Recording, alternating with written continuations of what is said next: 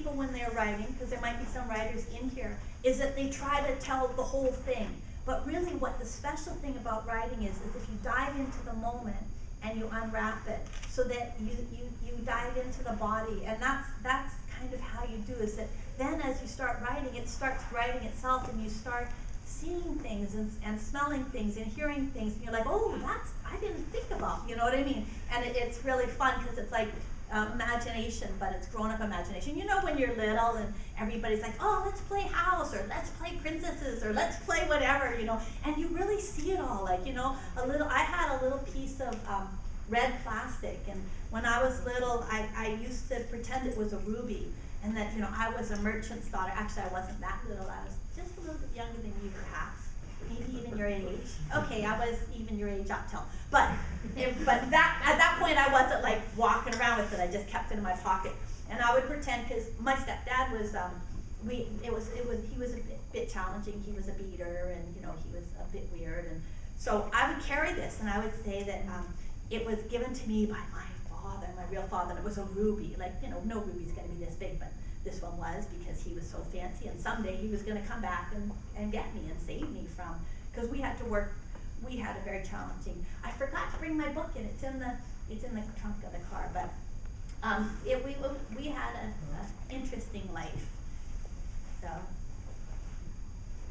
So make believe really helps, because it can help you as a writer. It can help you as an artist. It can help you as an actor, if there's anybody who wants to act as well. Like when I became an actor, I wanted to be a ballet dancer, and then when I went to New York, I was dropped and broke my back.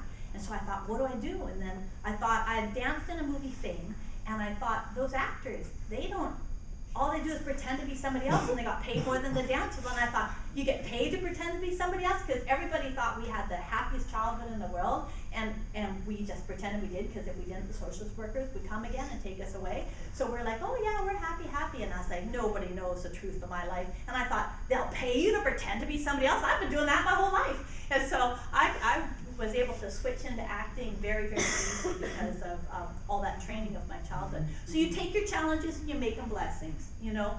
Everybody has challenges. Some people's challenges are worse than others, but you make them into blessings. Yes?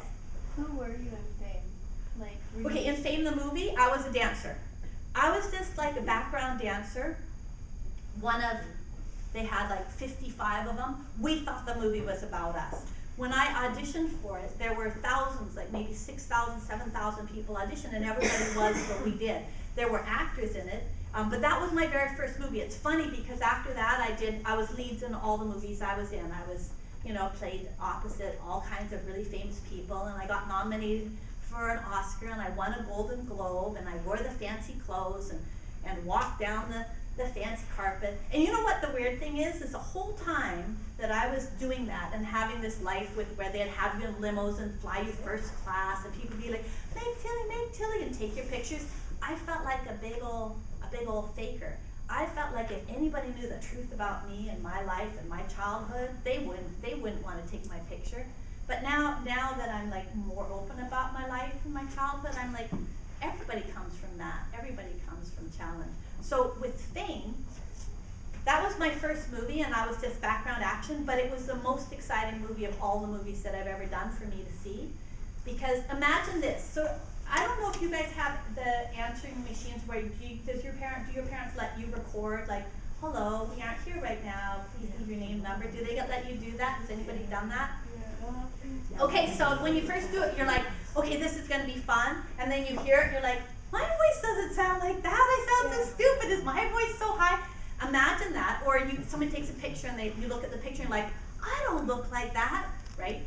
Take that and magnify it to cover this whole wall, so that everything that you think perhaps you don't like about your face, like, you know, they call them beauty marks, some people call them moles, you know, whatever, or the way that your face is, or the way that your eyes are, or then you're like, oh my gosh, I look like that when I laugh, you can see all my fillings, or, you know, stuff like that. You start thinking of these things nobody else thinks of, so all you're seeing is this big old face and mouth like, blah, blah, blah, blah, blah, so, blah, blah, blah, blah, blah, like higher, and you're like, my voice is lower than that, isn't it? And you see, you know, when you're doing an acting scene and you're crying, and your face is all scrunched up, and you're like, oh, that doesn't look very good. And you should have wiped your nose, honey. You know, people can see that stuff is coming out of it. But you know, you don't think of that kind of stuff when you're acting. So it's very, very hard to watch me on the film. But when I watched Fame, that was fun because it was just like my arm, and there was a bit of my hair, and you know, me and my sister would be like, whoa, that's her. My face would just flash by, and that was the most fun. I was like a movie star that one time, and the rest of the time I was like, please nobody look at me, except for there I was for everybody to look